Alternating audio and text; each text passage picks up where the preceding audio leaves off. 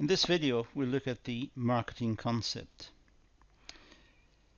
Now, the development of marketing may be viewed through the following related concepts. First of all, the production concept. Next, the sales concept. And finally, the marketing concept. So what we're going to postulate here is that marketing has grown out of different perspectives of business. One perspective emphasizing the importance of production, a different perspective later emphasizing the importance of sales, until now we get to the point where we are emphasizing much more than sales. We're much emphasizing after sales service and customer satisfaction and concepts such as those.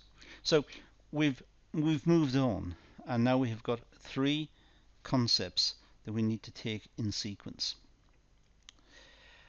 A concept can be viewed as a philosophy which organizations adopt or pass through the three as a sequence.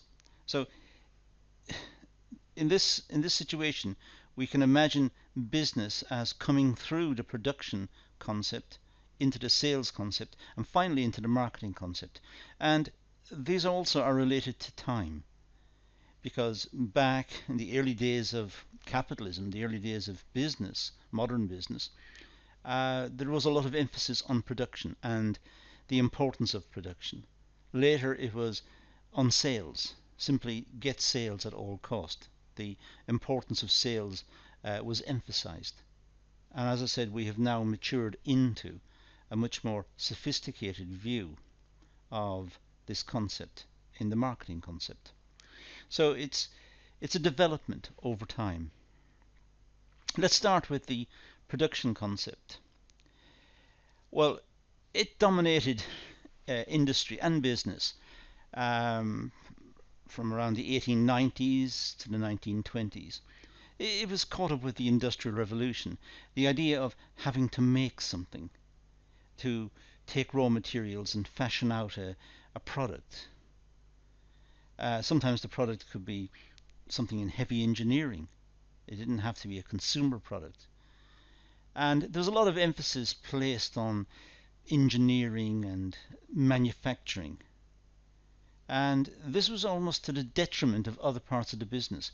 It was felt that once the business made the product, then somehow it would generate the sales because it had made this product.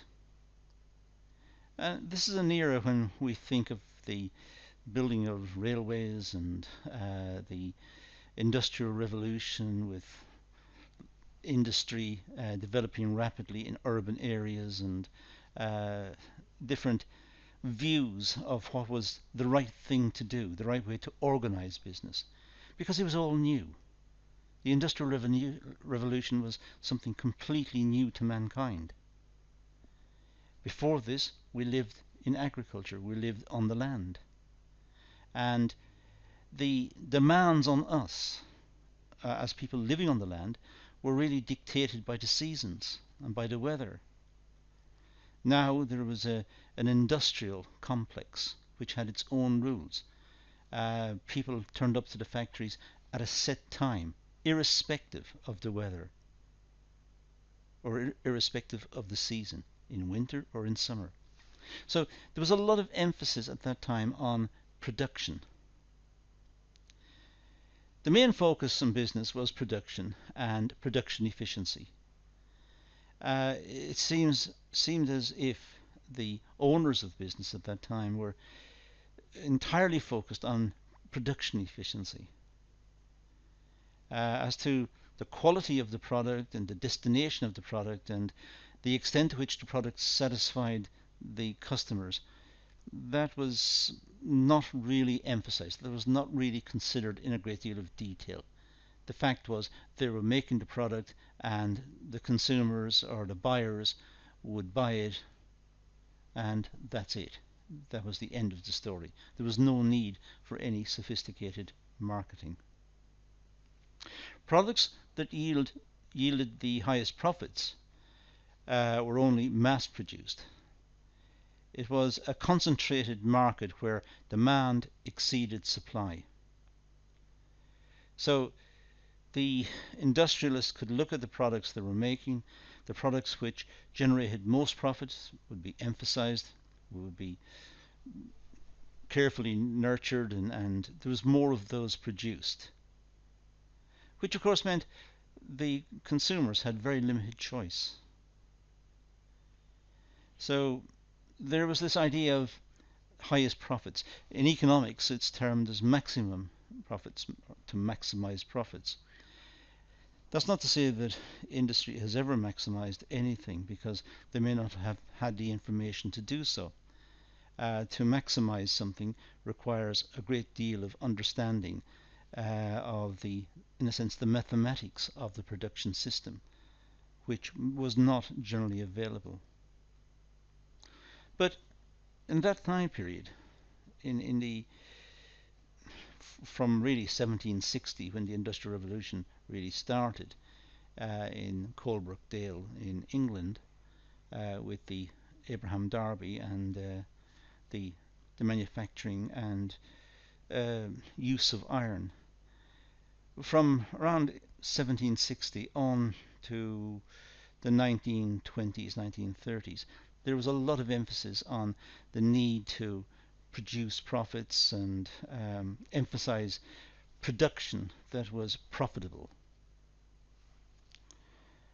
And that led to mass production. The market signaled up which products it liked through purchases, through sales, and the producers, the industrialists, would then set aside that particular item for mass production. During this phase, competition was minimal, and the organization was production orientated. The production department was the key to success. Don't forget, back during the Industrial Revolution, there were not a lot of companies around, not a lot of businesses. There was little competition. So there was no need for the industrialist to produce a good quality product or to make a lot of effort to satisfy the requirements of the customer. The customer had to take the product and be grateful, because it was the only product perhaps available. It may not have ideally suited what the customer wanted, but the customer would have to make do. Of course, as more companies entered the market and set up, there was more competition. Therefore, there was more recognition of the needs of the customer. And as customer needs were taken into account, products were modified so as to produce very specific products that met the customer's requirements. And this is the birth of competitive capitalism, which we believe has given us a good standard of living and has helped us in developing the way we are. That's not to say it's not without its criticisms. There are many criticisms of this type of production, but this is not the area to discuss this. This will be dealt with in other videos on the course. During the Industrial Revolution, the concept was effective as product range was limited. Mainly it consisted of basic necessities. Industry was really keen to produce products that met the basic requirements of the market. There was not a lot of competition around, so if they could make a product which could be sold easily, generated a profit, they would mass produce that product and thereby enhance their balance sheet. The main focus of this type of organization is to achieve high production efficiency, reduce cost, and mass distribution. So the whole idea was to make a lot, try to sell it as cheaply as possible so as to generate the sales, and to mass produce. So we see the birth of um, mass production in this period, and this was partially related to the work of Adam Smith, the great Scottish economist, who in 1776 published The Wealth of Nations. And in The Wealth of Nations he discussed the division of labour, a concept which people come across in their study of economics. The division of labour meant that average costs of production would fall as output increased. And that's really what was driving the industrialists to produce more and more, ideally of the same product, a standardized product. These types of organizations assume that the production of good quality goods is sufficient in driving sales rather than customer needs and wants. In other words, the producers made a product which they believed was good quality, but it wasn't necessarily targeted at the requirements of the customer. The customer had to take it or leave it. So the industrialists would produce a good quality product if they could, but it wasn't necessarily focused in on the requirements of the customer. Now, by today's standards, of course, we find that very strange. But if there was limited production in the time period, and if production systems were primitive, as they were, then if the industrialists found a way of producing a good quality product, mass producing it, then he would. And it was normally a he. There were very few lady entrepreneurs back at the early stages of the Industrial Revolution. So he would mass produce this product, and the customers would, in a sense, take it or leave it. Well, given there was very little else on the market, the chances are they would take it. So there was no concentration of effort looking at the needs of the customer. The customer, in fact, had to take what was given. There is very little focus on marketing in this period, or there was very little focus on marketing. The main focus of the sales team is to make a sales transaction. Simply sell the product. So there was no real drive to satisfy customers' requirements or find out what products the customers want or what the attributes of the product should be. It was simply to make a sale, and the customers were expected to buy it. The industrialists would try to make a good quality product if they could, but it may not necessarily address 100% the requirements of the customer, but the customer had to put up with that. This type of organization still exists mainly in developing countries which focus on mass production. So some countries, it's still the case that industry produces a lot of particular products, and the customers have to take it. We think now about the fall of the Soviet Union as was, and the reputation, let's say, of car manufacturers in the states associated with Russia at that time. For example, East Germany. The Trabant was the car that was the state-approved car.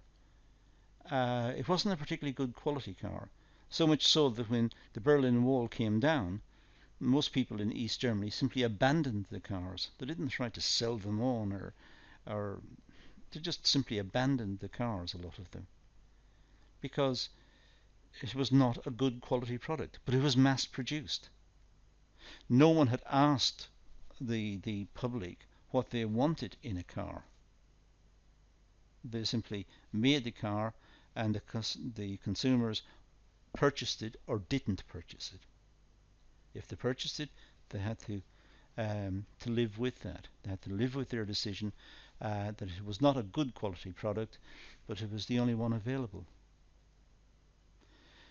So there are still examples in some countries, not so much obviously now with the fall of the Soviet Union in that context, but in other countries, companies sometimes mass produce products and put them on the market, and given the lack of choice in the marketplace, customers have to purchase it if they want something related to that product. It may partially satisfy a requirement, but not totally.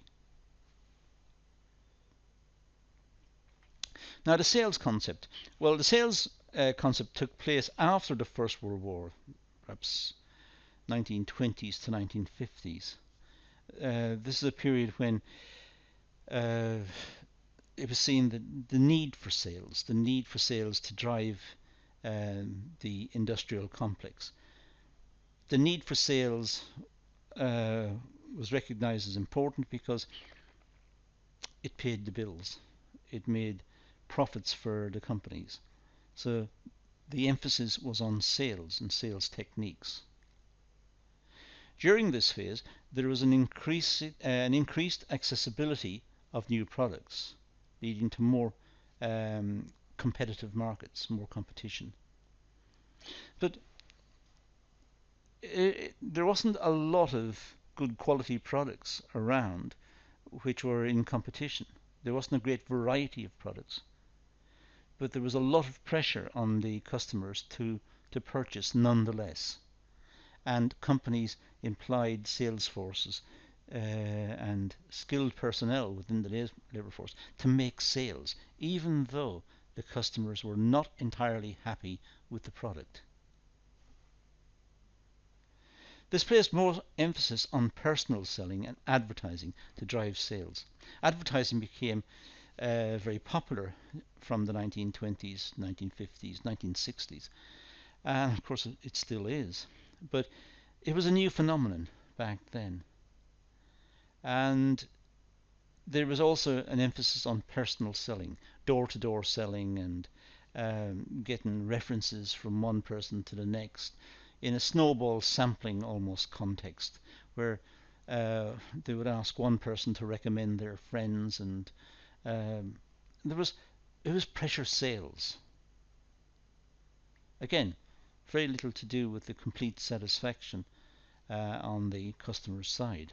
The customer simply took the product again or left it.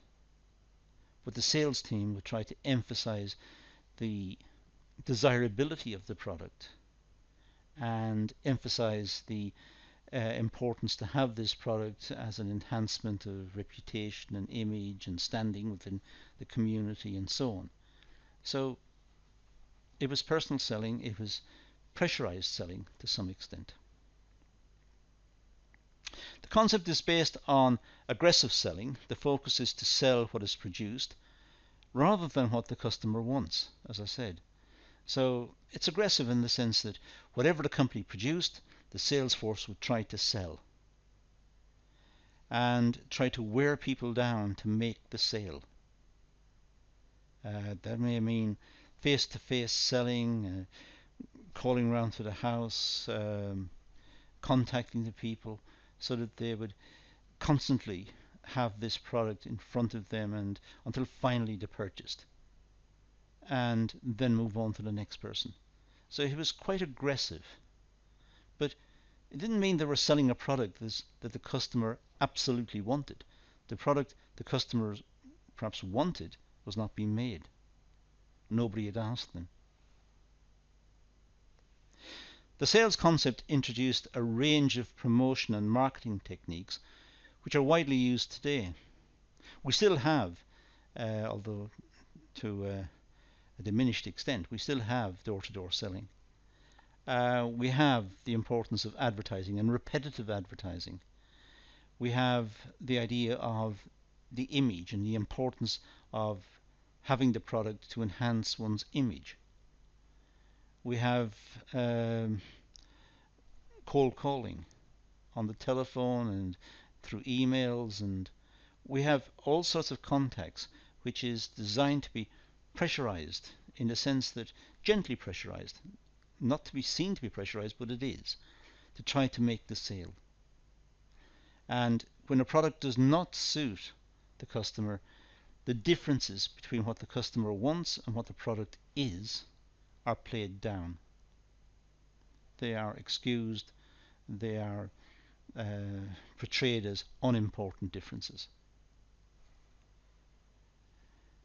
The goal of the sales concept is to beat competition. There's no emphasis on customer satisfaction. It's simply to beat the competition, to make sales, to make profits. So it was pressurized selling, try to generate profits for the business, but it was not to satisfy the customer precisely. In fact, customers were rarely asked what they wanted in the product. They were not really consulted. And that takes us on to the marketing concept. The marketing concept is the most widely adopted marketing approach used today.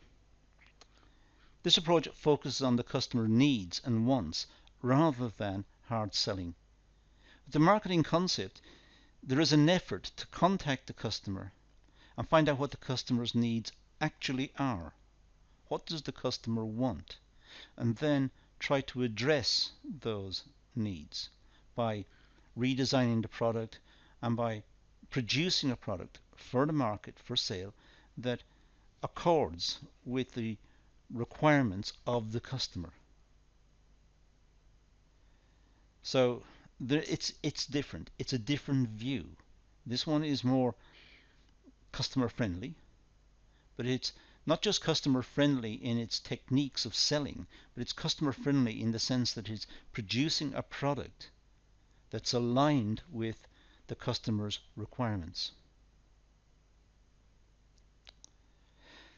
This phase came into existence after the Second World War, say after the 1950s, thereabouts, up to the present. It has developed quite considerably over the last probably 20 years. There's now much greater recognition on the importance of after-sales service and support with the product, and enabling the customer to return the product if it's not suitable or if it doesn't meet the expectations, and a lot of it, of course, is also backed up by legislation. There are laws which also support the consumer. So the customer or the consumer is someone who is empowered by the legal system in many parts of the world and in many countries. But it's also the person who is targeted by companies, not in an aggressive selling mode, but in a mode of trying to work with the customer to try and capture the customer's custom and keeping it over a long period of time, building up a relationship with the customer so that the customer will have repeat purchases. And the only way to do that is to find out what the customer actually wants. After the Second World War, there was increased competition with a wide range of product availability. The Second World War was a disaster in so many ways, human disaster, but it also meant a lot of resources have been dissipated during the war by the war effort. There were shortages and there was a limited supply of products on the market. It took some time before economies started to grow and develop and get back on their feet. But as they did, more products became available. And there was a greater recognition of the need for competition and also for the protection of the customer. The customer should not be exploited, perhaps as they were in the past.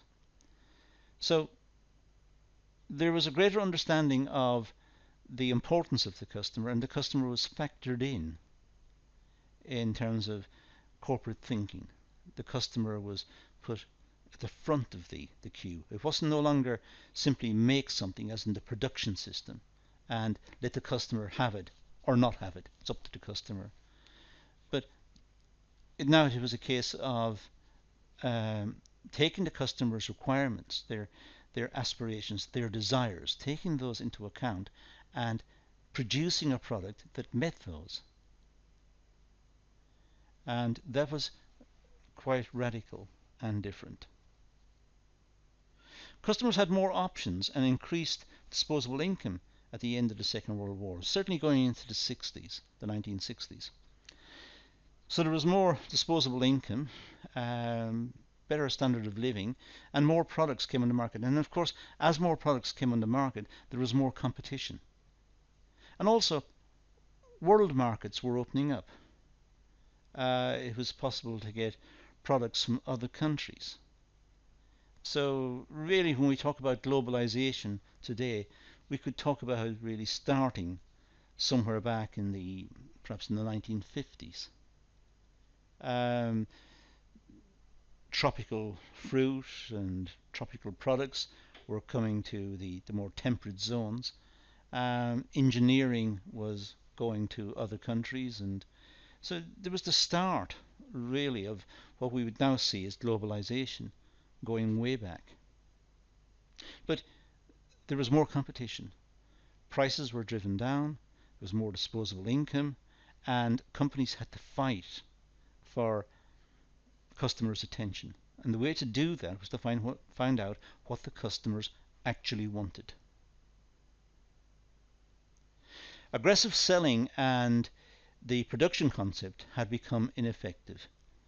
So we had moved from those phases, those very early phases, from the Industrial Revolution and the emphasis on production through selling and a lot of the aggressive selling that we sometimes hear of back in the 1920s or the 1930s. So now it had become a fight for customer attention by making products which were aligned, as I said earlier, with the customer's requirements. So it was important to consult the customer as to what they wanted. The focus of the marketing concept is on customer needs and satisfaction. So the companies try to determine what those are, and then produce products that meet those. And in that way, the company makes sales. If an organization wants to sustain long-term growth and profit, they must focus all efforts on the customer and produce products or services that the target market require. It's pointless for companies to make products without consulting the customer, because the products, the chances are, will fail. And other companies who consult the customers will flourish. So just to survive, it's important that the companies take into account the requirements of the customer and to find out as accurately as possible what those requirements are. Market-orientated organizations adopt a range of marketing techniques focused on achieving customer satisfaction and demands. And this idea of market-orientated organizations is what we have developed into. Now, even the large corporations will have market research departments and will make a lot of, or put in a lot of effort to try and determine what the customers want, and will try to produce products that meet those requirements. And the more precisely they meet the requirements, the chances are the more sales they will make, and hence the more profits they will make. So what we've seen here in this video is this transition from very early days of capitalism, the Industrial Revolution back in perhaps in the late 1700s, coming through to this idea of just selling and trying to force sales through.